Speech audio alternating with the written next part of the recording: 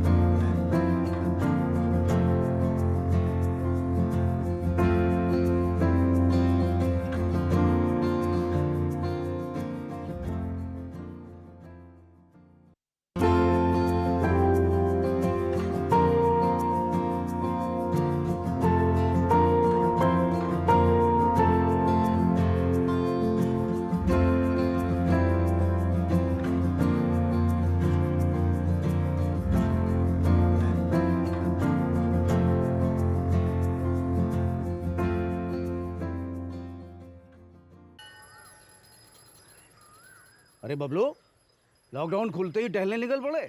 महामारी अभी फैली हुई है। सरपंच जी टहलने नहीं, काम पे वापस जा रहे हैं। तुझे डर नहीं लगता वायरस पकड़ लेगा? पहले थोड़ा बहुत डर लगता था, फिर पता चला कि अगर मैंने पूरी सावधानी बरती तो ये बीमारी होने की संभावना कम है। सबसे महत्वपूर्ण है ये मास्क। काम पर मास्क हमेशा पहनूंगा, समय समय पर हाथ धोता रहूंगा और दूसरों से हर वक्त कम से कम 2 गज की दूरी बनाए रखूंगा। खुद को, दूसरों को और अपने परिवार वालों को भी सुरक्षित रखूंगा। अरे भाई, मेरी जिम्मेदारी बनती है तुझे चेतावनी देना, सो दे दिया। जब देश के मेडिकल और स्वच्छता कर्मचारी रोज कोरोना वायरस से लड़ने का काम कर रहे हैं तो हमारी भी तो जिम्मेदारी बनती है अपना काम करने की। बबलू तुझे कुछ हो गया तो? हजारों लोग इस बीमारी को हराकर ठीक हो चुके हैं, और अगर किसी कारण मुझे ये बीमारी हो भी जाए तो सरकार ने अस्पताल में हमारे इलाज के लिए पर्याप्त व्यवस्था कर रखी है। ये घबराने का वक्त नहीं, एक दूसरे का हौसला बढ़ाने का वक्त है। अरे ऐसे क्या देख रहा है? तू काम पे जाएगा, मैं नहीं जाऊंगा, नाक नहीं कट जाएगी मेरी। चलो। मास्क। हाँ मास्क मास्क। अरे नाक तो ढक लो। हाँ। कोरोना वायरस से हमें लड़ाई जारी रखनी पड़ेगी, और उससे डर कर नहीं, पूरी सावधानी के साथ डट कर चलिए। रुकी जिंदगी को आगे बढ़ाएं, देश को आत्मनिर्भर बनाएं। जय Hind.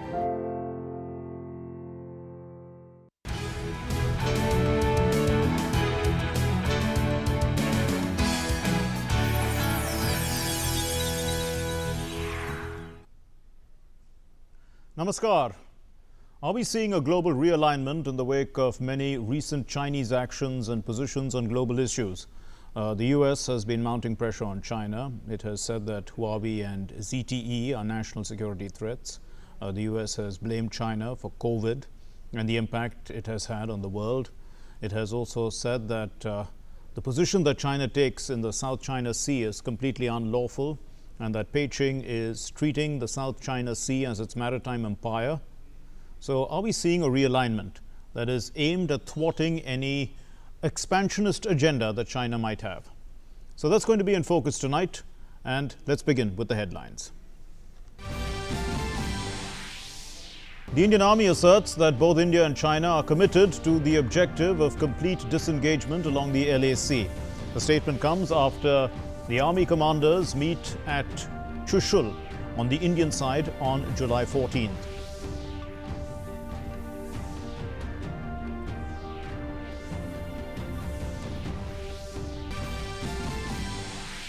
Pakistan fails to provide unhindered and unconditional consular access to Kulbhushan Jadhav. India strongly protests and condemns the construction of the Diamar Bhasha Dam by Pakistan in illegally occupied Indian territory.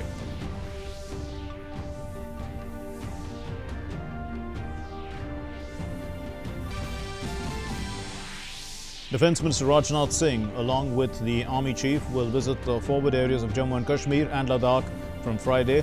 The Defence Acquisition Council delegates powers for urgent capital acquisition up to 300 crore rupees to the armed forces to meet operational requirements.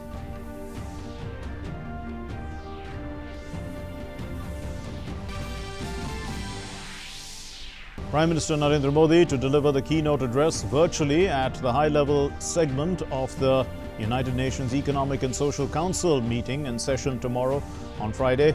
And the session is to focus on multilateralism after COVID-19, which resonates with India's Security Council priority of reformed multilateralism. India's massive evacuation mission, Vande Bharat, has brought back around 6.9 lakh stranded Indians.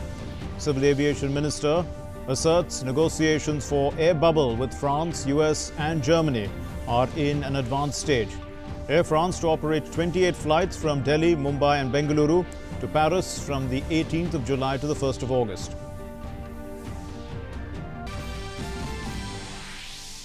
COVID recovery rate continues to improve across India and rises to over 63% with over 6.1 lakh recoveries. Active cases stand at 3.3 lakhs with nearly 25,000 fatalities. Bihar goes under complete lockdown till the 31st of July, while Bengaluru announces 7-day lockdown. Flood and landslide situation continues to remain grim with over 92 people dead in Assam. The Chief Minister takes stock at Kaziranga to assess the damage caused by the floods. The IMD forecasts intense rainfall over parts of Gujarat, Maharashtra and Goa.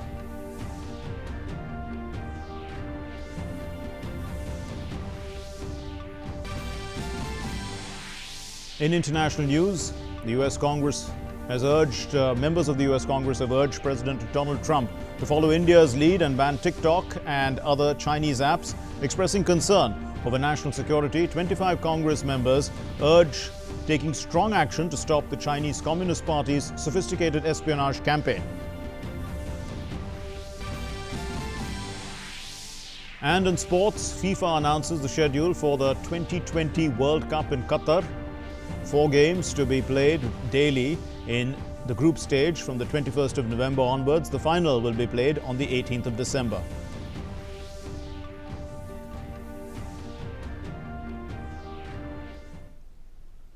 So let's begin with our top story. Now, after India had banned TikTok and 59 other Chinese apps, several US congressmen have written to the US President Donald Trump to impose a similar ban in the US.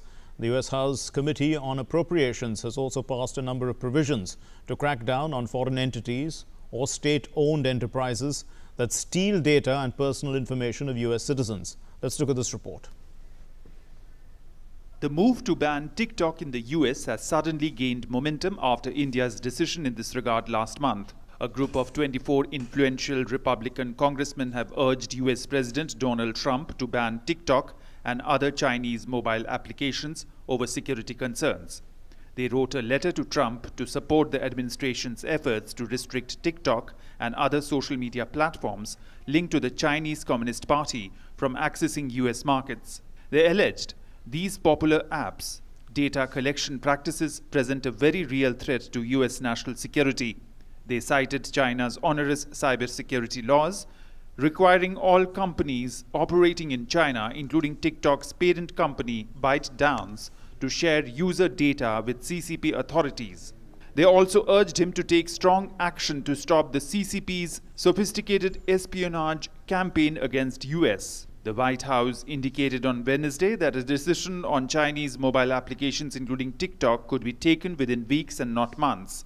White House Chief of Staff Mark Meadows told reporters, "I do not think there is any self-imposed deadline for action, but I think we are looking at weeks, not months. There are a number of administration officials who are looking at the national security risk as it relates to TikTok, WeChat and other apps that have the potential for national security exposure, specifically as it relates to the gathering of information on American citizens by a foreign advisory." Early this month, Pompeo had said the US may ban TikTok. China is also engaged in disputes over the South China Sea with many nations in the area, including Vietnam, Philippines, Indonesia. Australia has also said that it will continue to advocate very strongly for the freedom of navigation through the South China Sea. Australia will continue to adopt a very supportive position of freedom of navigation in the South China Sea. We back that up with our own actions and our own initiatives and our own statements, but we'll say it the Australian way, we'll say it the way that's in our interest to make those statements, and we'll continue to adopt a very consistent position. It is a matter that is frequently raised when we have dialogue with our colleagues. India has also made it clear that it supports freedom of navigation along the South China Sea routes. South China Sea is a part of global commons, and India has an abiding interest in peace and stability in the region.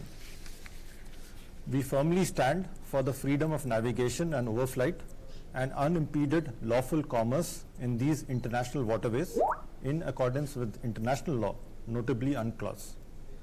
India also believes that any differences be resolved peacefully by respecting the legal and diplomatic processes and without resorting to threat or use of force. The US House Committee on Appropriations has passed a number of provisions to crack down on foreign entities and state-owned enterprises that seek to steal data and personal information from American citizens.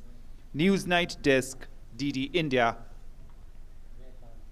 Well, global tech giants are investing in India with an aim to strengthen digital infrastructure and to manufacture affordable tech and 5G solutions. On the other side, many countries have begun to shun Huawei technology, and also the US has threatened to impose visa restrictions on Chinese companies like Huawei Technologies. So the UK too has banned Huawei from its 5G telecom network. And does this mean that the secured made in India 5G solution could end China's global 5G ambitions? Let's look at this report. As India is moving ahead to launch 5G services, the government has ensured that ahead of the rollout, a robust digital infrastructure is in place. Various global companies are investing in the lucrative IT market of India.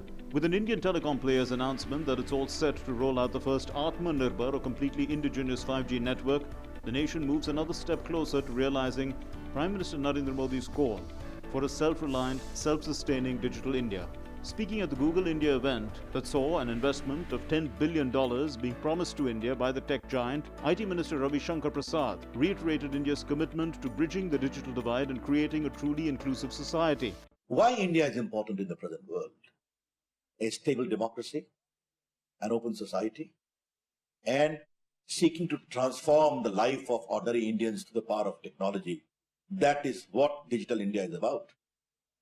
And therefore, this digital transformation, emphasizing upon digital inclusion, bridging the digital divide, and allowing more and more innovation, is a part of that process.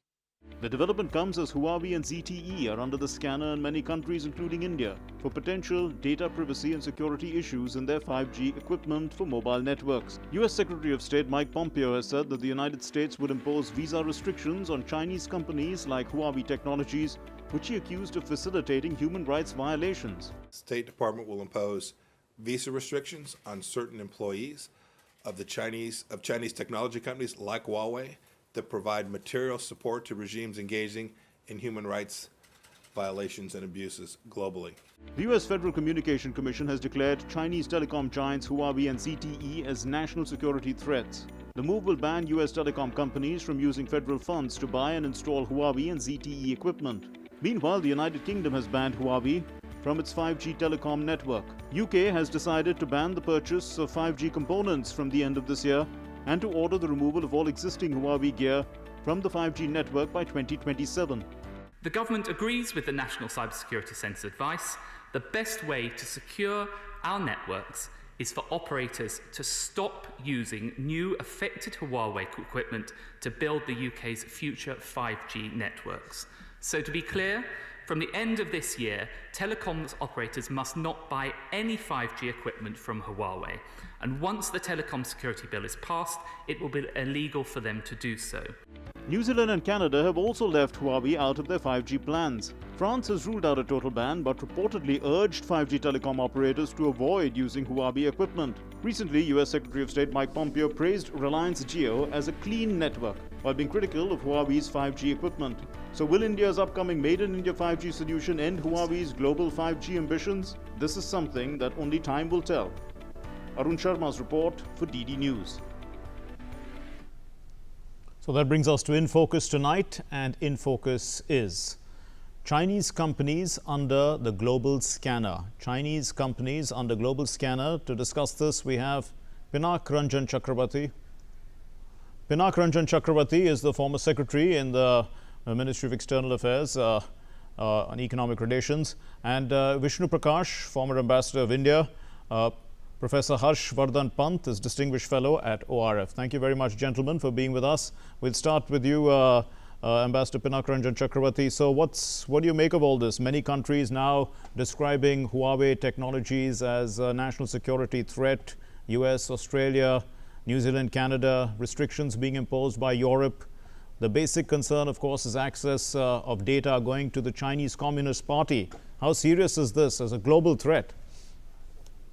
I think it's the coming of age in terms of recognizing the digital world, in terms of how the digital world sucks up data from different countries and how data is used for their own national goals. And I think it was high time, it was bound to happen.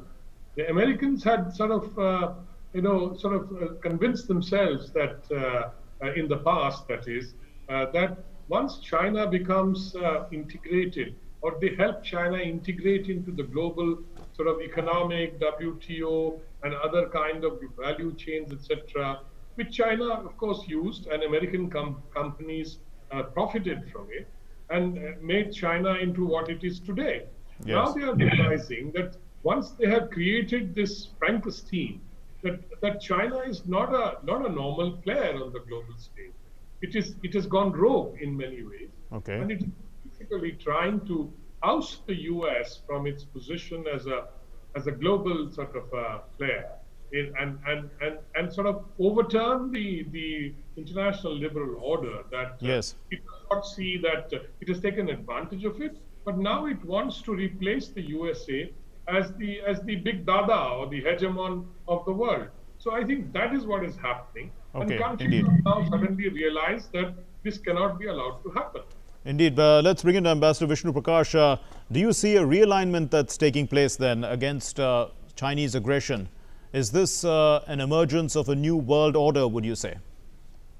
I don't know whether the new world order will emerge, but one thing is very certain: the geopolitical order that we know today is permanently fractured.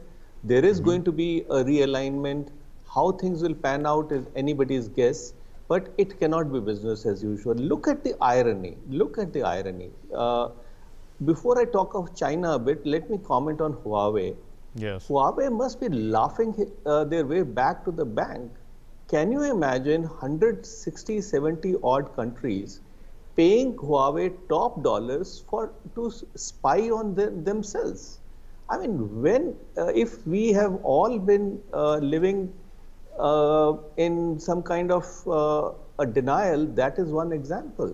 Here it is this company, state-owned enterprise, which is a veritable arm of PLA, which is spying on us, which has the capability of planting bugs, trojans, bringing systems down. And merely because of economic interests and because of competitive pricing, we all have been just doing their bidding. Okay. So one, I think that certainly geo, but more than geo, if the democratic countries come together and pool their technologies, resources, capabilities, we can do a much better job. Secondly, China has done an exceptionally competent job in offending everybody. Yes. Everybody. And they have, with expansionism, with muscle flexing, with intimidation, you look around in the neighborhood of China, and there will be rarely a country which has decent relations with China. Japan, Australia, Canada, USA. Yes, indeed. You know, so, and I can go on. So obviously a stage has come when countries are saying enough is enough. You cannot bully any and everybody. And US has finally woken up to the challenge. And I think it's a matter of time where things will begin to change. They are already changing, and a realignment of forces of relationships will happen. Okay. Professor Harshvardhan Pant, India believes in a rules-based world order. Also, India is in the process of some dialogue with China on restoring status quo ante in eastern Ladakh. India has banned several 59, 60 apps of Chinese apps. So how does all this affect India's India's role in the global state of play?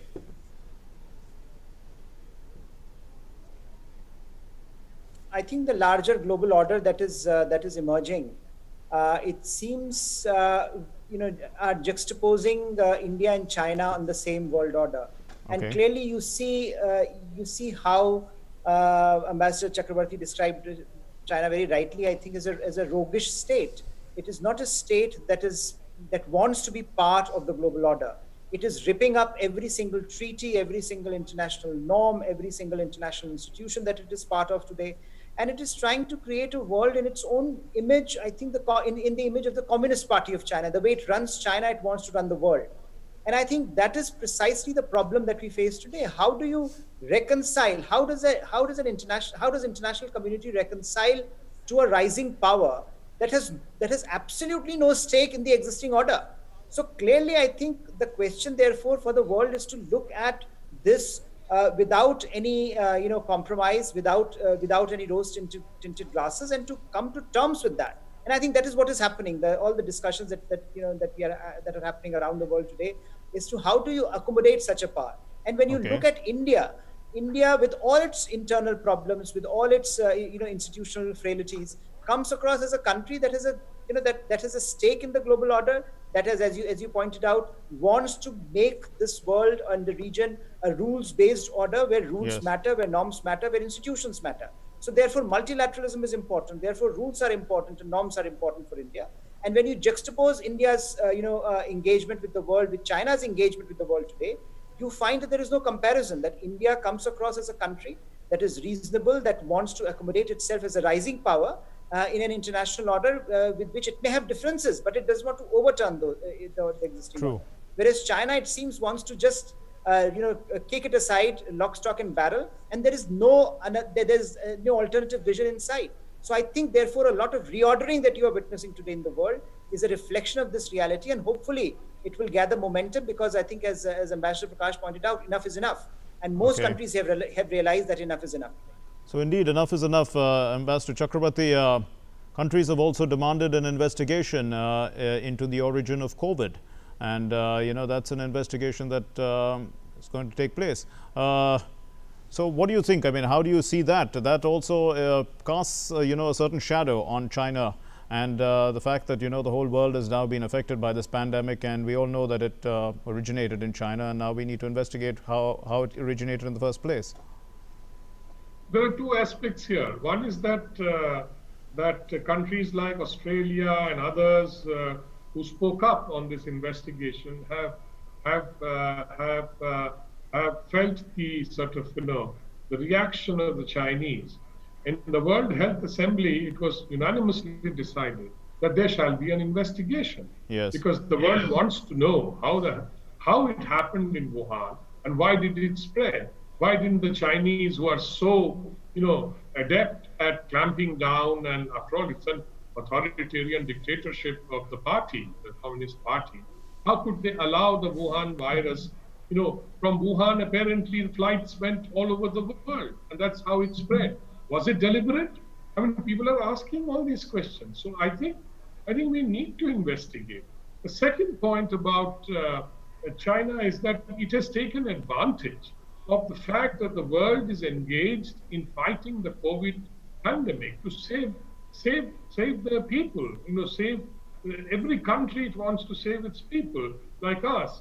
And today, what is happening is that China is taking advantage of the fact that the countries have been diverted to this major pandemic, and it's doing all kinds of things on its periphery. It is attacking India in Ladakh. It is attacking all the countries in South China Sea. It has changed the laws on Hong Kong and made it as if it's now, Hong Kong is no longer what it used to be. It has a unique status. It is threatening Taiwan, and the world is basically pushing back now. Enough is enough, is what Ambassador, my colleague, said. And I think Harsh also mentioned that the Rubicon has been crossed. And I think that is the point that we are seeing today, that the world is now realizing that China is not a country that wants to live in peace. Okay, and Ambassador Vishnu Prakash, so the support that the world seems to be giving Taiwan, for instance, to join as a member of the WHO, that also is some sort of an aspect of trying to put pressure on China from all kinds of sides. And we've seen also that the US and Japan are economically distancing themselves from China. They're pulling out their companies from China. How is this all going to impact China over the medium term?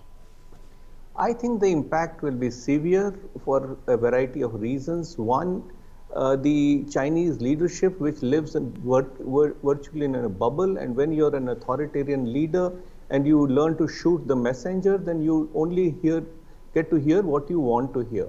So they have appear to be surprised that there has been this kind of a pushback, which I think they did not expect. Secondly, the reaction of the world to South China Sea and to Taiwan is something that again has jolted and will jolt the Chinese government.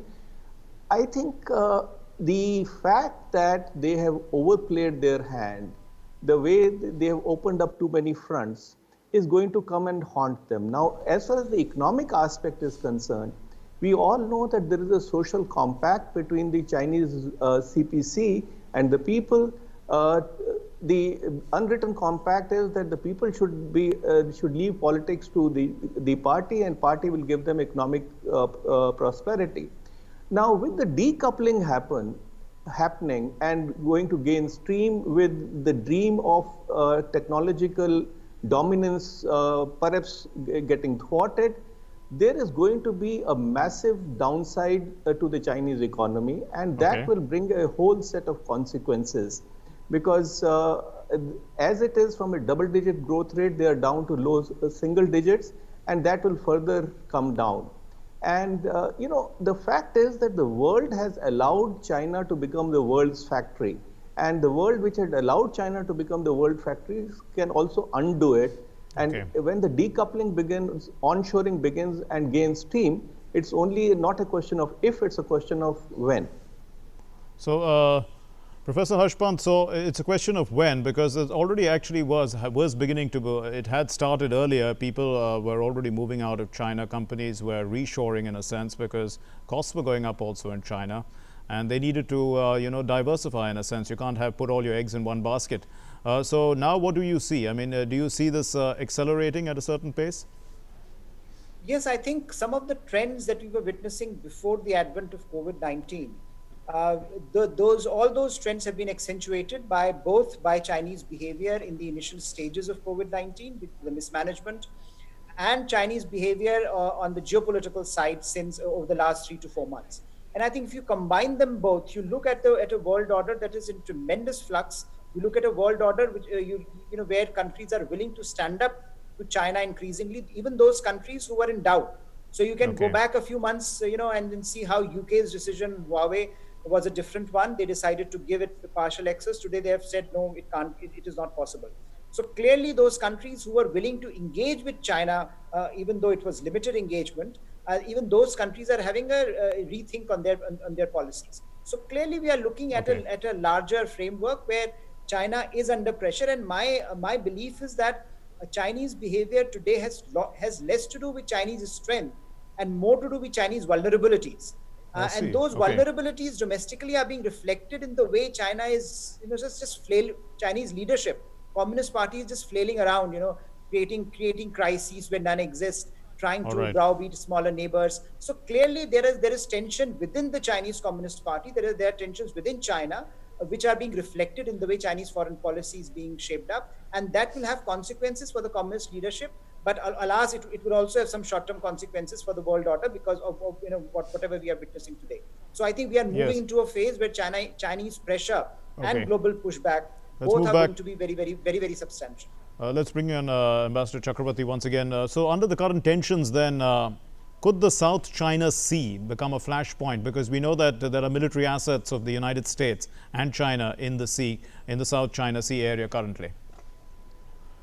Well, one can never rule out a flashpoint in the sense that since such large assets of the US are there, and China obviously must be feeling the heat, it all depends on who does what.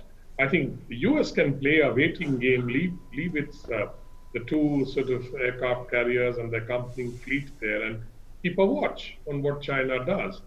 If China fires the first shot, then I think there will be conflict, and China will suffer so badly that it will regret what the kind of actions that he has taken. But I think I don't know whether any provocation will come from the American side. But I think the provocation may come from the Chinese side, as it has come in Ladakh, for example, against us, or in Hong Kong, for example. So I think we are looking at the Communist Party of China, which is behaving in a very abnormal manner. Because you see, ultimately the outcome of all this is the question, what is China gaining? Is it gaining something? Is it gaining in terms of its national interest by sort of consolidating all those who are now pushing back at China? I don't understand the Chinese philosophy or its thinking. Either it's coming, as Harsh rightly said, from a struggle within the Communist Party. Otherwise, I don't see any rational behavior in all this. I mean, unless China thinks that it doesn't seem to be rational at all. Yes, it has become so strong that nobody can challenge it anymore, and it can do anything it wants. So I don't know. I don't think China believes that, but because I'm sure there are many cool heads in China who realize that they cannot take on the Americans. Ambassador Vishnu Prakash, so I mean, whether the cooler heads will prevail or not is a question, but what about the viability of the Quad? to counter Chinese aggression and ambitions at this time? Because, I mean, the countries involved are Japan, India, Australia, and the US. Well, again, I think I will send a thank you note to President Xi Jinping to enable the countries to drop their hesitation. Many countries were hesitant. Quad had taken baby steps. But the way China has behaved, I think countries have realized that there is no choice but to take China on.